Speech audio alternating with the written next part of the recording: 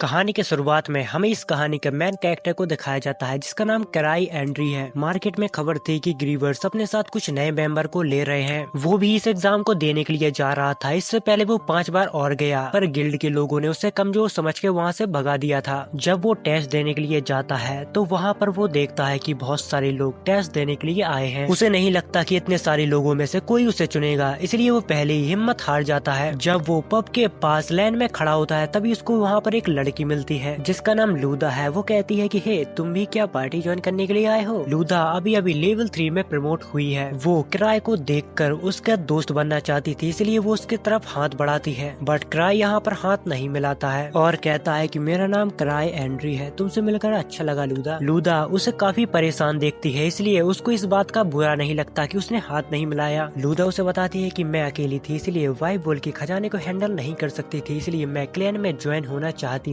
तभी यहाँ पर एक हट्टा कट्टा आदमी खड़ा होता है। वो उस लड़की से कहता है कि ये जगह तुम्हारे लिए नहीं है, चलो भागो यहाँ से। जिस बात से वो दोनों ही आपस में लड़ने लगती है। इतनी देर में यहाँ पर सिक्योरिटी आती है और वो कहती है कि तुम्हें अपना लाइसेंस रद्द नहीं करवाना है तो शांति से लाइन में खड़े हो जाओ। सिक्योरिटी गार्ड को देखकर क्राई यहाँ पर अपना मुंह छिपा लेता है ताकि कोई फिर से उसको यहाँ से निकाल ना दे। जिसके बाद सीन कट होता है और वो लोग अब पब के अंदर पहुँच चुके थे। तभी लूदा कहती है क्या मस्त जगह है, क्या तुम भी कभी इस जगह पे आए हो? क्राई उसे जवाब देता है कि हाँ, मेरा यहाँ पर 5वीं बार है। जिसकी बात सुनकर लूदा को यहाँ पर काफी बुरा लगता है और वो उससे माफी भी मांगती है, पर क्राई कहता है कि चलो कोई बात नहीं, क्योंकि जिसके पास ताकत होती है वो अपने रैंक बढ़ाते हैं और आगे बढ़ते हैं, और जिसके पास कुछ भी नहीं होता है वो जिंदा रहने के लिए छोटे छोटे मौकों को पकड़ते हैं। तभी लूदा उससे पूछती है कि वो सामने जो पार्टी बैठी हुई है वो पार्टी कौन है? क्राई उसे बताता है कि वो आर्क ब्रेक के मेंबर हैं। वो बहुत ही पावरफुल पार्टी है, अगर उनने किसी को अपने साथ चुन लिया तो उसकी पूरी जिंदगी ही संवर जाएगी। पर जहाँ तक लोग जानते हैं कि उनने काफी टाइम से किसी भी नए मेंबर को अपने साथ ज्वाइन नहीं किया। तभी उनके साइड में एक और चेयर खाली होती है जिस पर कोई नहीं होता है और वो चेयर ग्रीवेंस सोल्स की होती है। वो इस किंगडम की सबसे स्ट्रॉन्ग पार्टी है। इतनी ही देर में वही हट्टा कट्टा आदमी यहाँ पर आ जाता है और वो कहता है कि हे, तुम लोग यहाँ पर अंदर भी आ गए, तुम्हें पता है ना कि चूजों का यहाँ पर कोई काम नहीं। तभी वो हट्टा कट्टा आदमी उनको बताता है कि वो ग्रीवेंस सोल्स की चेयर है। वो लोग कुछ साल पहले इस किंगडम में आए थे, पर अपनी जबरदस्त पावर के साथ उनने एक अपनी अलग ही पहचान बना ली है, जिन्हें लोग द ग्रीवेंस सोल्स के नाम से जानते हैं। इतनी ही देर में यहाँ पर एक लाल बालों वाला लड़का शोर मचाने लगता है और कहता है कि मेरे पास इतना टाइम नहीं है, मुझे लगता था कि यहाँ पर सिर्फ बेस्ट लोग ही आएंगे, पर यहाँ पर तो भीड़ बकरियां भी आ गई। वो लड़का ग्रीवर्स के साथ ज्वाइन होना चाहता था, पर वो लोग यहाँ पर थे ही नहीं, इसलिए उस लड़की को यहाँ पर बहुत ज्यादा गुस्सा आता है। तभी ये तमाशा बंद करने के लिए एक लड़की खड़ी होती है जिसका नाम टीनो है। वो कहती है कि तुम्हें अपनी औकात नहीं भूलनी चाहिए। जिसके बाद यहाँ पर जितने भी लोग होते हैं वो सारे इस फाइट को एंजॉय करने वाले थे। तभी वह लड़का अपनी खतरनाक स्वेट को बाहर निकालता है और टीनो भी अब फाइट करने के लिए तैयार हो जाती है। तभी क्राई लूदा से कहता है कि हमें यहाँ से निकल जाना चाहिए, अगर हम फंस गए तो गए काम से। क्राई छिप छिप कर यहाँ से निकलने की कोशिश कर रहा था, पर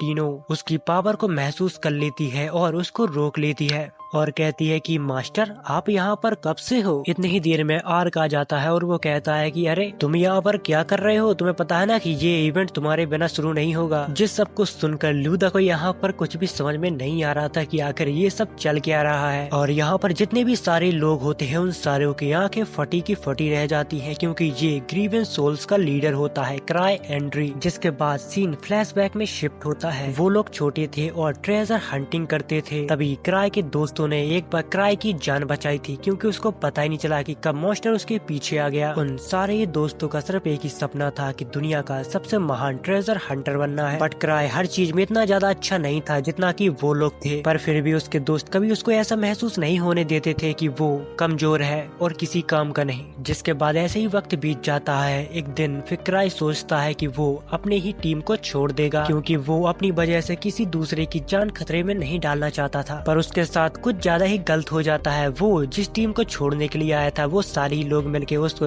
इस टीम का लीडर बना देते हैं, क्योंकि वो लोग नहीं चाहते थे कि क्राई उनकी टीम को छोड़ कर जाए, क्योंकि उससे अच्छा कोई नहीं। अगर क्राई नहीं होता तो शायद ग्रीवेंस सोल्स कभी नहीं होती। जिसके बाद वापस से सीन प्रेजेंट में आता है। तभी आर्क कहता है कि तुम्हें आने में बहुत देर होगी। क्राई उसे बताता है कि मैं आज सोकर बहुत लेट जागा था। क्राई आर्क को बताता है कि मेरे पास एक बहुत ही ज्यादा काबिल मेंबर है, अगर मैं कहूँगा तो तुम उसे अपनी पार्टी में लोगे? आर्क उसे उसे जवाब देता है कि बिल्कुल, इसमें भी कोई पूछने की बात है। पर अभी भी यहाँ पर वो लाल बालों वाला लड़का शोर मचा रहा था। तभी क्राई उससे कहता है कि हे, तुम्हारा नाम क्या है? वो लड़का कहता है कि मेरा नाम गिलबर्ट बुश है, मैं लेवल 4 का हंटर हूँ। क्राई यहाँ पर उनमें से किसी एक को चुनना चाहता था, पर उसको समझ में नहीं आता कि आखिर किसको वो चुने। इसलिए वो लक के सहारे सबको छोड़ देता है और अपने रिंग को निकाल कर फेंक देता है और कहता है कि जिसको ये रिंग मिलेगी उसको मैं रिकमेंड करूंगा। ये बात सुनकर गिल्ड में जैसे कि तहलका ही मच जाता है। वो सारी लोग उस रिंग को पकड़ने के लिए दौड़ते हैं, पर तभी टीनो गिलबर्ट के मुंह में एक लात जड़ देती है और फिर उस रिंग को पाने के लिए पूरे गिल्ड के लोग सारे ही आपस में लड़ने लगते हैं। मौके को देखकर क्राई यहाँ से खिसक जाता है, जिसके बाद पूरे ही पब की बैंड बज जाती है। जिसके बाद हमें अगले दिन का सीन दिखाया जाता है, जहाँ पर क्राई के पास एक लड़की आती है और वो इस न्यूज के बारे में उसे बताती है, तुम्हारी वजह से पूरे पब की भैंस की आंख हो गई। तभी क्राई उससे पूछता है कि इस हादसे में कोई घायल तो नहीं हुआ? पर वो लड़की उसे जवाब देती है कि नहीं, ऐसा कुछ भी नहीं हुआ, पर हाँ, एक्सप्लोरर एसोसिएशन के मैनेजर को आपसे मिलना है। जिसके बाद क्राई उससे कहता है कि जितना भी पब का तोड़फोड़ का खर्चा आया है वो सारी आर्क के अकाउंट पर डाल दो और आर्क को ही एसोसिएशन भेज देना, वो उनकी डांट सह लेगा। थोड़ी देर में क्राई को पता चलता है कि आर्क यहाँ पर नहीं है, वो किसी काम से बाहर गया है। अब उसको ही मैनेजर के पास जाना होगा और उनकी डांट को सहना होगा। जिसके बाद आर्क अपने मास्क के बारे में बताता है कि अगर मेरा मास्क टूटा नहीं होता तो मैं आर्क का बेस बना के उसके पास चला जाता, पर अब मुझे शायद ऐसे ही जाना होगा। जिसके बाद हमें एसोसिएशन का सीन दिखाया जाता है, जहाँ पर क्राई अपने बॉस से माफी मांगता है और उसके सामने गिड़गिड़ाने लगता है और कहता है कि मैंने लोगों को रोकने की बहुत कोशिश की, पर वो लोग आउट ऑफ कंट्रोल हो चुके थे। मुझे पता है कि ये सब मैटर नहीं करता,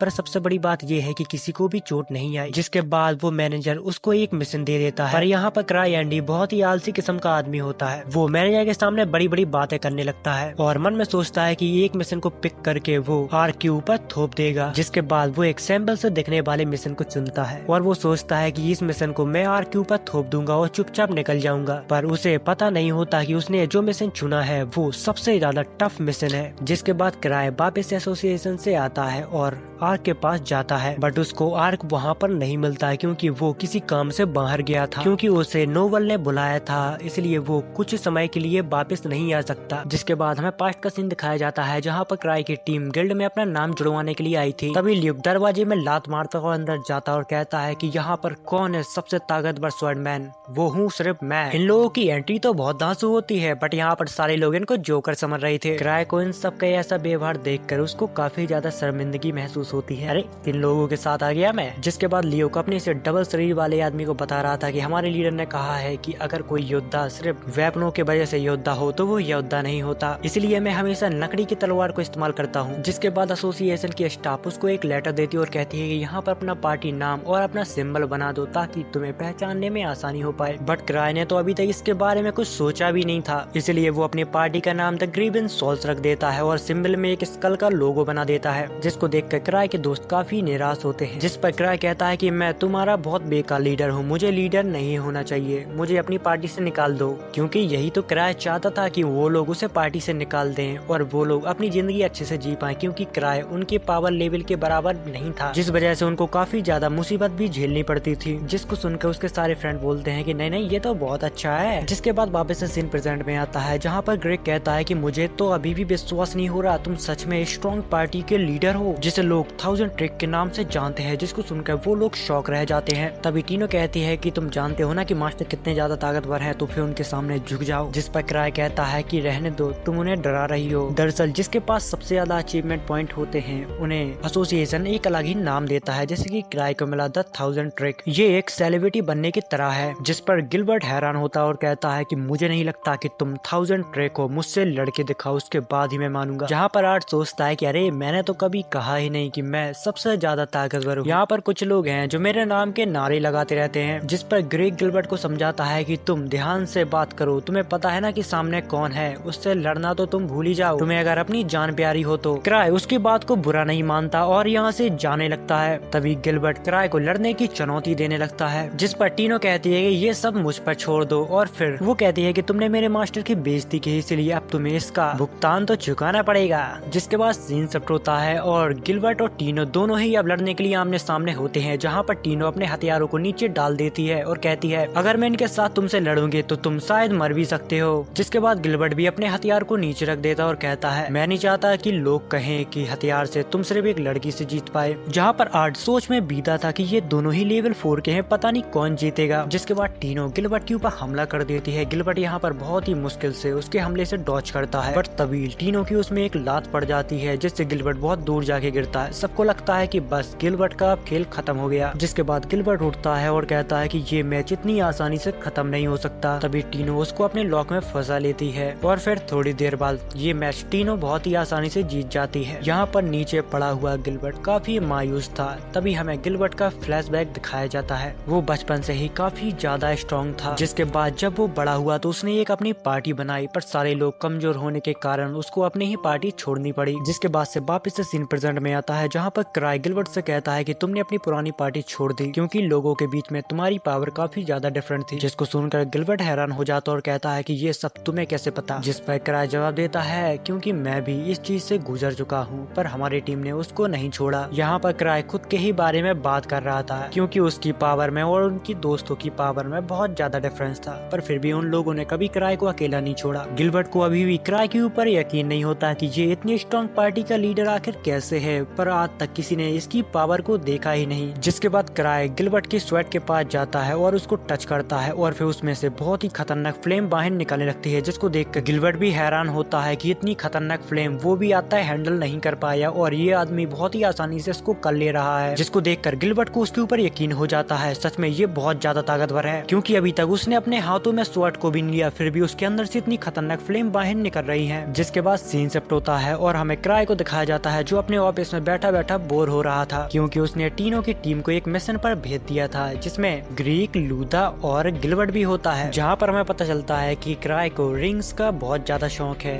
और वो यहाँ वहाँ से रिंग कलेक्ट करता ही रहता है और एसोसिएशन का पैसा फूंकता रहता है। जिसके बाद क्राई को याद आता है कि उसको अपने रिलिक चार्ज करवाना था और वो एक लड़की के पास आ जाता है। वो लड़की थोड़ी देर बाद डेंजन के अंदर हंटिंग करने के लिए जाने ही वाली थी, पर उससे पहले क्राई यहाँ पर आ जाता है, जहाँ पर वो लोग क्राई की बहुत ज्यादा रिस्पेक्ट करते हैं और उसको एक फैंटम के बारे में बताते हैं कि वो नॉर्थ हाईवे पे आ गया था। 3rd लेवल के नाइट वहाँ पर मौजूद थे, इसलिए वो सारे ही लोग वहाँ पर मारे गए। लगता है कि वो बहुत ज्यादा ताकतवर फैंटम है। उस सारे लोग मारने के बाद उसने एक वाइट वोल्फ का रूप ले लिया था, ऐसा वहाँ के लोग कह रहे हैं। जहाँ पर क्राई को याद आता है कि उस मिशन के लिए टीनो की टीम को उस जगह के लिए भेजा था। जब वो अपने ही दिए गए मिशन को वापस से चेक करता है तो उसमें बहुत सारे लोग लेवल 5 के होते हैं, बट किसी को नहीं पता कि वो जिंदा हैं या फिर मर गए। जिस बात से उसको भी काफी चिंता होने लगती है क्योंकि उसने टीनो को भेजा था वहाँ पर। जिसके बाद हमें टीनो की टीम को दिखाया जाता है जो जंगल में उस ट्रेजर को ढूंढ रही थी, और दूसरी तरफ हमें क्राई को दिखाया जाता है जो काफी परेशान था कि उसने इतनी बड़ी गलती आखिर कर कैसी दी। जिसके बाद क्राई खुद ही सोचता है कि अब वो उनकी मदद करेगा, वो उनसे पहले ही उस ट्रेजर के पास पहुंच जाएगा ताकि उनको फैंटम से ना उलझना पड़े। जिसके बाद वो यहाँ से एक सीक्रेट दरवाजा खोलता है। दूसरी तरफ हमें टीनो को दिखाया जाता है जिनको चलते चलते रात हो चुकी थी, तभी उनके ऊपर एक फैंटम वॉल्फ अटैक करता है।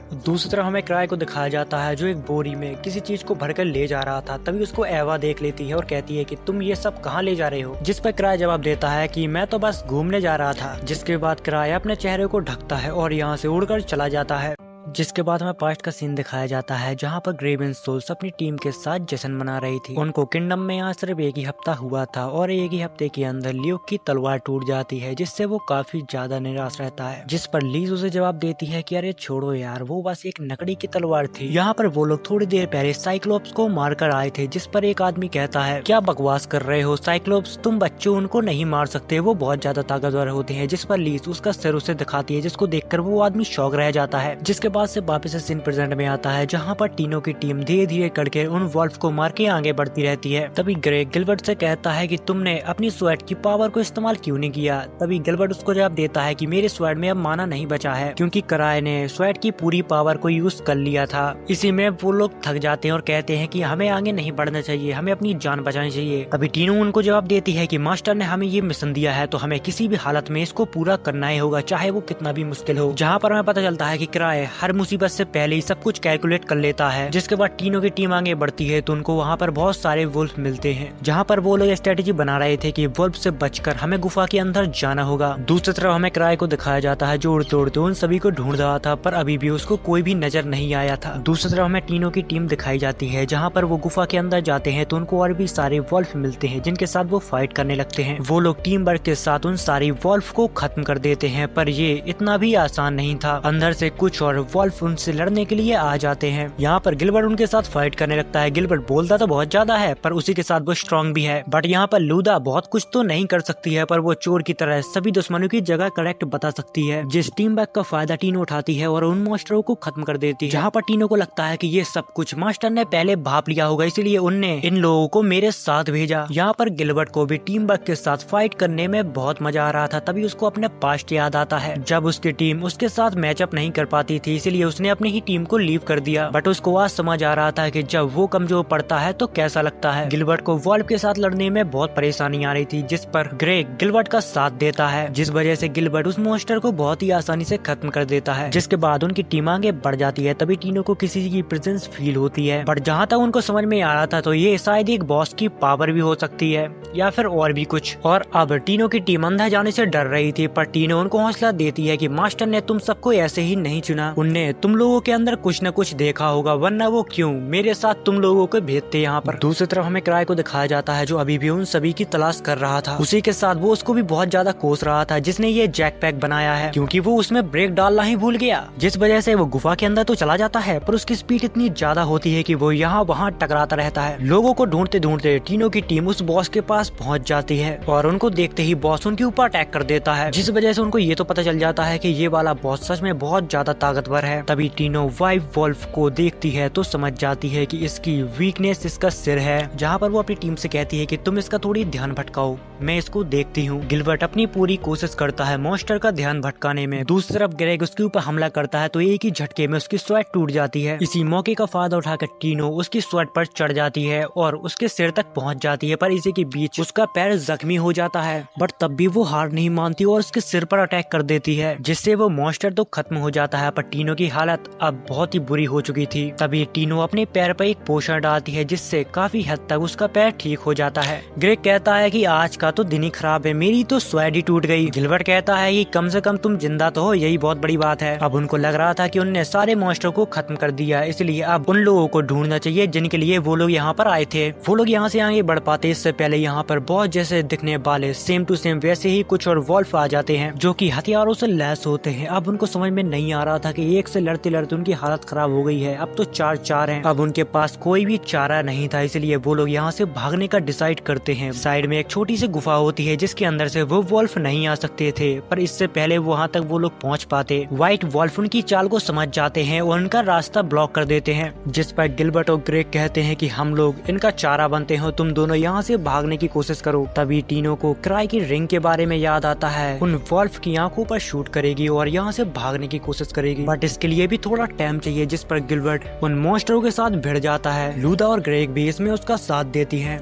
मौके को देखकर टीनो उस मॉन्स्टर के मुंह पे शूट कर देते हैं, जिससे उनको थोड़ा टाइम मिल जाता है। तभी गिलबर्ट को बहुत ही तेजी से एक पंच टकराता है, जिससे वो जाके दीवार से टकरा जाता है। अब टीनो की टीम को कोई भी तरीका नजर नहीं आ रहा था जिससे वो यहाँ से बच के बाहर निकल पाए। तभी अचानक से क्राई एक मॉन्स्टर से टकरा जाता है, जिसको देखकर वो सारे ही मॉन्स्टर उससे डरने लगते हैं। बट जिससे क्राई टकराया था वो मॉन्स्टर क्राई के ऊपर अटैक कर देता है, बट वो मॉन्स्टर उसको एक खरोच भी नहीं पहुंचा पाता, जिसको देखकर वो सदमे में चला जाता है। जिस पर क्राई थोड़ी हीरो बनने की कोशिश करने लगता है और कहता है कि मुझे माफ करना, मेरे पास 17 जिंदगियां हैं। जिसके बाद उसी मॉन्स्टर के ऊपर क्राई बहुत ही खतरनाक एक अटैक करता है, जिसको देखकर टीनो की टीम कहती है क्या ये सच में लेवल 8 है, ये तो सच में बहुत ज्यादा ताकतवर है। जिस पर क्राई सोचता है कि ये लेवल 3 का मॉन्स्टर है, पर ये बहुत ज्यादा ताकतवर है। जहाँ पर हमें पता लगता है कि क्राई के पास कोई भी पावर नहीं है, उसने ये सब बस शूटिंग रिंग की वजह से किया हुआ था। क्राई ने अपनी स्वैट रास्ते में कहीं गिरा दी थी, इसलिए वो अब उनके साथ फाइट भी नहीं कर सकता था। इसलिए वो सोचता है कि मिशन जाए भाड़ में, मुझे अपने घर जाना है, क्योंकि अब उसके पास कोई भी ऑप्शन नहीं बचा हुआ था। इसलिए वो एक लॉकेट को निकालता है और मॉन्स्टर की तरफ फेंकता है, जिससे वहाँ पर धुआं होने लगता है। जिसके बाद वो कहता है अरे मुंह क्या देख रहे हो, भागो यहाँ से। बट जख्मी होने के कारण टीनो यहाँ पर ज्यादा तेजी से नहीं भाग पा रही थी। उसी के साथ क्राई भी उसके पीछे पीछे भाग रहा था, बहुत ही स्लोली। टीनो को लगता है कि मास्टर कितनी अच्छे हैं, वो मेरे साथ भाग रहे हैं ताकि मुझे कोई मॉन्स्टर चोट ना पहुंचा पाए। बट सच्चाई तो यह है कि क्राई अपनी फुल स्पीड में भाग रहा था, पर वो ज्यादा तेज भाग ही नहीं पाता। थोड़ी देर बाद वो लोग उन मॉन्स्टरों से बहुत दूर चले जाते हैं, जिसके बाद सभी लोग क्राई को शुक्रिया कहते हैं, पर वो कहता है कि अरे ऐसा कुछ भी नहीं है। सबकी जान बचाने के लिए क्राई टीनो को शुक्रिया कहता है, जिसको सुनकर टीनो फूल ही नहीं समाती। क्राई को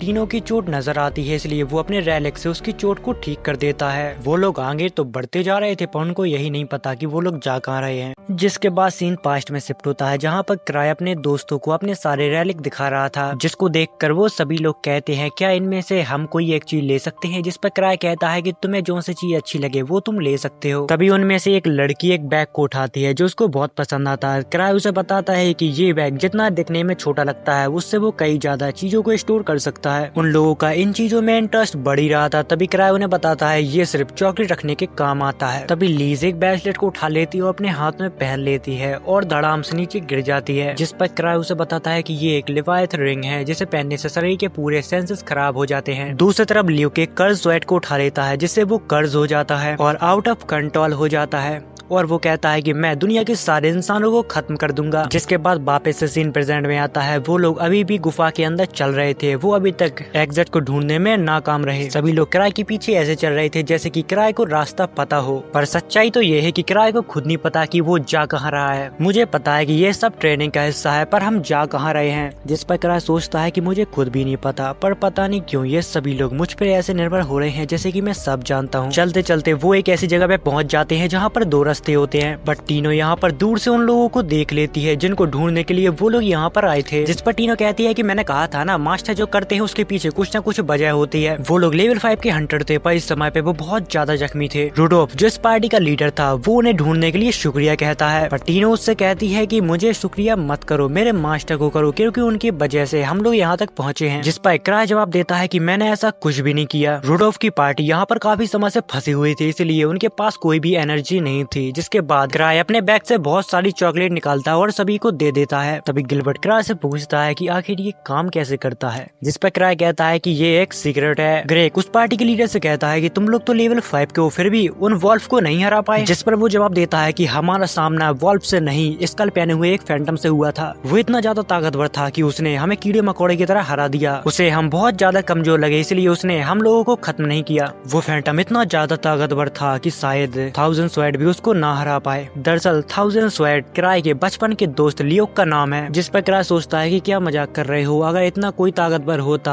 अगर ऐसे फैंटम एग्जिस्ट करते होते तो लियोक कब को उन्हें मार चुका होता, पर अभी वो आ गया तो मुझे नहीं लगता कि टीनो उसे हरा पाएगी। क्राई उन सबको बताता है कि हमें यहाँ से जल्दी निकलना होगा और इस टीम को लीड करेगी टीनो, क्योंकि मैं तो ज्यादा तेज भाग ही नहीं पाता। जिस पर टीनो जवाब देती है कि आपके कंपैरिजन में मैं कुछ भी नहीं हूँ मास्टर। जिस पर क्राई उसे जवाब देता है ये तुम्हारी ट्रेनिंग का हिस्सा ही है। तभी वो सोचता है प्लीज प्लीज प्लीज मान जाओ ना, क्योंकि ये सब करना मेरे लिए बहुत ज्यादा बोरिंग है। जिसके बाद टीनो इस बात से सहमत होते हैं कि उन्हें इस जगह से जल्दी निकलना चाहिए। वो लोग यहाँ से निकलने ही वाले थे, इतनी ही देर में उनको कुछ अजीब गरीब आवाज सुनाई जाती हैं। जिस पर क्राई सोचता है कि अब तो मैं गया पक्का, अगर उस मॉन्स्टर ने मेरे ऊपर हमला कर दिया तो 4 बार तो मैं बच जाऊंगा, पर उसके बाद मैं मर जाऊंगा। तभी उनको एक बहुत ही बुरी शक्ति महसूस होने लगती है, क्योंकि वो फैंटम धीरे धीरे उनके तरफ ही बढ़ रहा था। क्राई को पता था अगर वो उससे लड़ेगा तो मर जाएगा, पर फिर भी वो सभी को पीछे करता है और खुद आगे खड़ा हो जाता है। तभी हमें उसी फैंटम को दिखाया जाता है जो धीरे धीरे इनके तरफ बढ़ रहा था, जिसके ऑरा को देखकर उन सभी लोगों की फट जाती है। इतनी ही देर में उस फैंटम के पीछे एक लड़की आती है। वो एक किक मारती है और फैंटम जाके दीवार से भिड़ जाता है, और ये लड़की कोई और नहीं लीज होती है। लीज की किक कितनी ज्यादा पावरफुल होती है कि वो फैंटम जो शेर बना घूम रहा था अब वो एक पिल्ला बन गया था।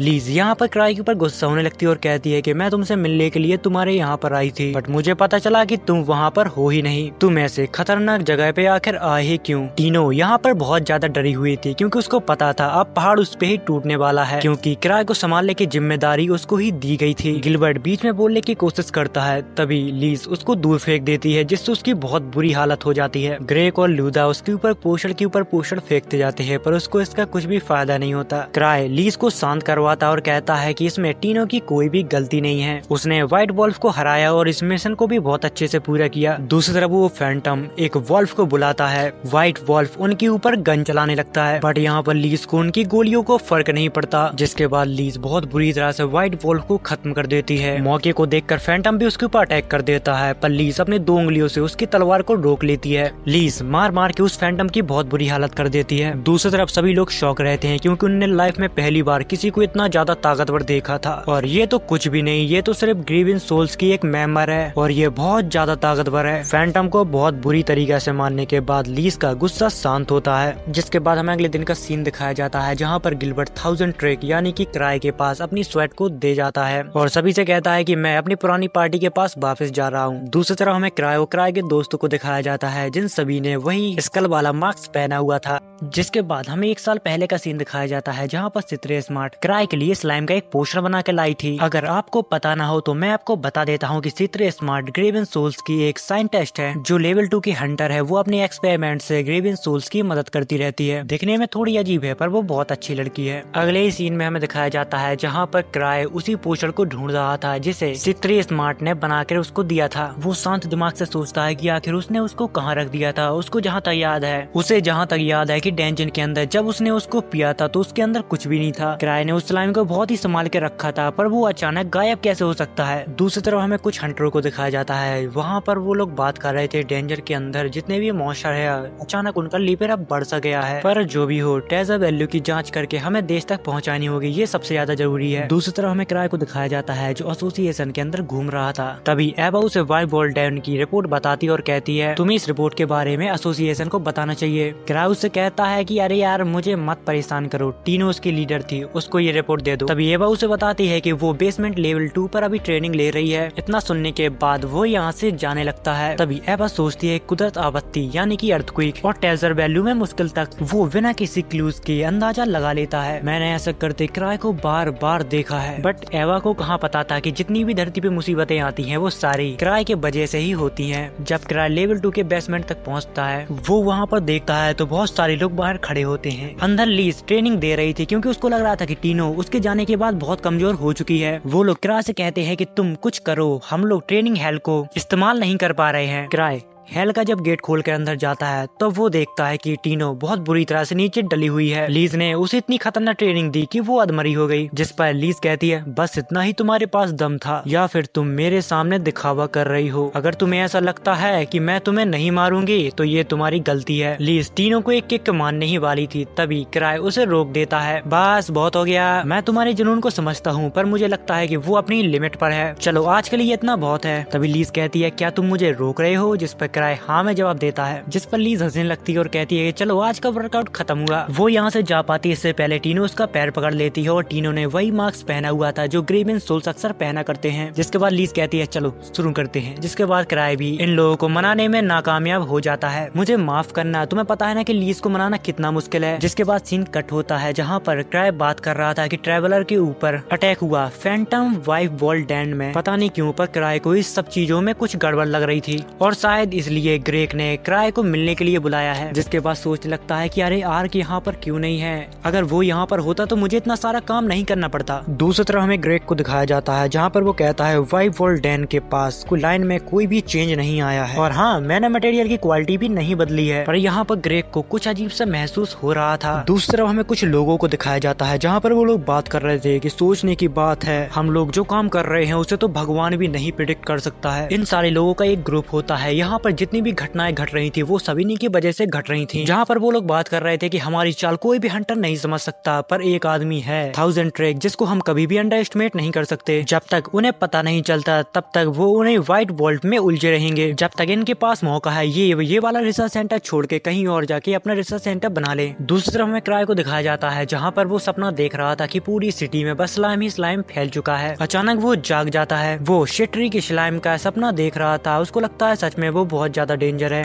तभी वहाँ पर लीज भी उठती है और क्राई को पता चलता है कि वो उसके ही साथ आके सो गई थी। तभी तो उसे इतनी ज्यादा गर्मी महसूस हो रही थी, क्योंकि लीज को एक आदत थी, वो हमेशा क्राई के बेड में आके सो जाती थी। तभी लीज उससे कहती है क्या तुम आज फ्री हो, क्योंकि मैं आज छुट्टी ले रही हूँ। बट क्राई तो अपना सपना ही नहीं भूल पा रहा था, पर वो इसे बहुत बुरे सपने की तरह भूलने की कोशिश करने लगता है। अगले ही दिन हमें ग्रेक को दिखाया जाता है, जो क्राई से मिलने के लिए वहाँ पर आता है। तभी वहाँ पर लीज के साथ क्राई घूमने के लिए जाने वाला था, जिस पर लीज उसे बताती है है कि आज तुम इसको कोई भी काम नहीं दे सकते, आज ये मेरे साथ बिजी है। जिस पर ग्रेग उसे बताता है कि तुम यहाँ पर वापस क्यों आई, जिस पर लीज कहती है कि मेरे पास तुम्हारे लिए वक्त नहीं है, इसलिए चलो फूटो यहाँ से। और फिर इसी बात पे वो दोनों ही आपस में झगड़ने लगते हैं। तभी लीज उसमें एक किक रगड़ देती है। ग्रेग भी उसकी किक को बहुत ही आसानी से रोक लेता है और फिर इन दोनों की फाइट ऐसे ही चलती रहती है। तभी क्राई कायना को चाय के लिए पूछता है, जिसके बाद कायना क्राई से पूछती है, तुम व्हाइट वॉल्फ डैन गए थे ना, अगर तुम्हें वहाँ पर कुछ अजीब लगा तो प्लीज हमें बताओ। जिस पर क्राई कहता है कि मैं ज्यादा ध्यान दे रहा हूँ दूसरी दिक्कतों को सोचकर, पर माफ करना मैं अभी तुम्हें उसके बारे में कुछ भी नहीं बता सकता, क्योंकि क्राई तो बस अपने स्लाइम को ढूंढ रहा है। दूसरी तरफ ग्रेग और लीज लड़ लड़कर पूरा एसोसिएशन ही तबाह कर देना चाहते थे। जिस पर क्राई कहता है, बस बहुत हुआ, अब रुक जाओ, हमारी बात यहीं पर खत्म हुई, बस तुम्हें थोड़ा शांत हो जाना चाहिए ग्रेग। जिसके बाद क्राई और लीज शॉपिंग करने के लिए और छोटी सी डेट के लिए मार्केट आ जाते हैं। तभी उनको एक आदमी देख रहा था, जिसको लीज पकड़ लेती है और उससे पूछती है कि तुम कौन हो, आखिर क्यों हमें देख रहे थे। बट क्राई लीज को समझाता है कि अरे तुम क्यों इसको परेशान कर रही हो, ये बस एक आम इंसान है। बट हमें थोड़ी देर बाद पता चलता है कि उन्हीं मॉन्स्टर की एसोसिएशन ने इस आदमी को क्राई का पीछा करने के लिए भेजा हुआ था।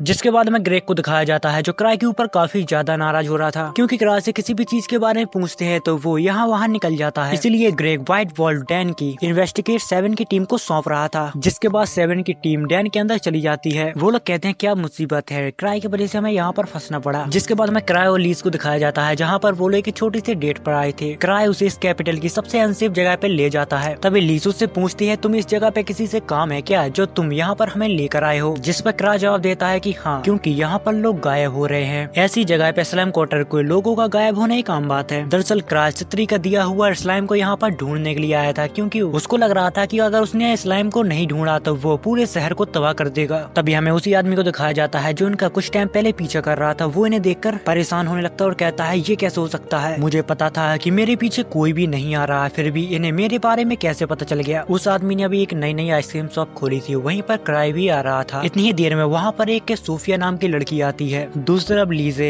उनकी दरवाजे को खनखना रही थी कि बाहर आओ, हमें आइसक्रीम खानी है। लीज को ऐसे करते करते थोड़ी देर बाद बहुत गुस्सा आने लगता है। वो अपनी पंच से पूरी शॉप को तोड़ना चाहती थी, पर क्राई उसे रोकता हुआ कहता है, मुझे लगता है कि ये वाली शॉप बंद है। अंदर हमें उसी आदमी को दिखाया जाता है जो उन दोनों की बातों को सुन रहा था। वो लोग यहाँ से जाने के लिए कहते हैं, जिसके बाद उस आदमी को थोड़ी राहत मिलती है। जिसके बाद क्राई वापस से अपने ऑफिस में आ जाता है। बट अभी भी क्राई को अपनी स्लाइम की काफी ज्यादा चिंता होती है, क्योंकि उसके एक सपने ने उसका पूरा दिमाग ही खराब कर दिया था। इतनी देर में वहाँ पर एवा आ जाती है और वो बताती है, हमने एसोसिएशन की कुछ मेंबरों को सिलेक्ट कर लिया है जो हमारी व्हाइट वॉल्फ डैन में इन्वेस्टिगेट करने में मदद करेंगे। लेकिन 7 और उसका ग्रुप पहले ही आगे बढ़ चुका है। जिसके बाद हमें सीक्रेट एसोसिएशन दिखाई जाती है, जहाँ पर वो लोग कहते हैं, मुझे विश्वास नहीं होता कि उसने इतनी आसानी से हमारी फैसिलिटी को ढूंढ लिया। इसका मतलब ये हुआ कि उनके इंटेलिजेंस नेटवर्क हमसे भी ज्यादा है। लेकिन 1000 ट्रैक की सच्ची इंटेलिजेंस अभी तक साफ नहीं है, इसलिए हम अभी कुछ नहीं कह सकते उसने सच में हमें ढूंढा है कि बस वो एक तुक्का था। यहाँ पर सीक्रेट सोसाइटी में वो लाल बालों वाली लड़की यानी कि सोफिया भी होती है। वो उन सबको 1000 ट्रैक से लड़ने के लिए कहती है। इतना सुन के सभी लोग डर जाते हैं, क्योंकि क्राई लेवल 8 का है और सबसे बड़ी बात यह है कि वो ग्रीवन सोल्स का लीडर है। किसी को नहीं पता कि वो कितना ज्यादा ताकतवर है। जिस पर सोफिया जवाब देती है कि मैं भी देखना चाहती हूँ कि वो कितना ज्यादा ताकतवर है और मेरे डिफेंस सिस्टम उसके सामने कितना टिक पाता है। जिसके बाद हमें तीनों को दिखाया जाता है, वो जब एसोसिएशन पहुँचती है तो वहाँ पर बहुत ज्यादा भीड़ होती है। तभी वो एक आदमी से पूछती है कि यहाँ पर क्या चल रहा है। वो बताता है कि एसोसिएशन की कोलैबोरेशन से सभी लोगों को व्हाइट वॉल्फ डैन में भेजा जाएगा। यहाँ पर जितने भी लोग होते हैं वो सारे ही हंटर्स होते हैं। इतनी ही देर में क्राई और एवा भी यहाँ पर आ जाते हैं, जहाँ पर क्राई उन सबसे पूछता है कि तुम लोग कौन हो, यहाँ पर क्या कर रहे हो। तभी एवा उसे बताती है कि ये सारे लोग डैन की जांच पड़ताल करने के लिए यहाँ पर आए हैं। जिस पर क्राई जवाब देता है कि इतने सारे लोगों को भेज रहे हैं, इन सभी लोगों की भरपाई करने के लिए एक हाथ और एक पैर को बेचना पड़ेगा। तभी क्राई कहता है कि हमारे सभी मेंबर एलाइट हैं, इसलिए मुझे नहीं लगता कि इतने सारे लोगों से संभालने के लिए काफी होंगे। मेरे हिसाब से आधे लोग काफी हैं। जिसकी बात सुनकर लोगों के बीच डर का माहौल बन जाता है। वो लोग कहते हैं, आधे लोग, ये तो बिल्कुल भी नहीं हो सकता। तुम्हें पता है ना कि वो डैन कितनी ज्यादा खतरनाक है। क्राई को लगता था वो बस एक डैन लेवल 3 का ट्रेजर वैल्यू है, पर अब वहाँ पर कुछ ज्यादा ही अलग होने लगा है, क्योंकि वहाँ के जो मॉन्स्टर है वो पहले से बहुत ज्यादा ताकतवर हो गए हैं। लेवल 3 और 4 तो उनके सामने टिक ही नहीं पाते। तभी क्राई कहता है, ठीक है, अगर तुम्हारा इच्छा है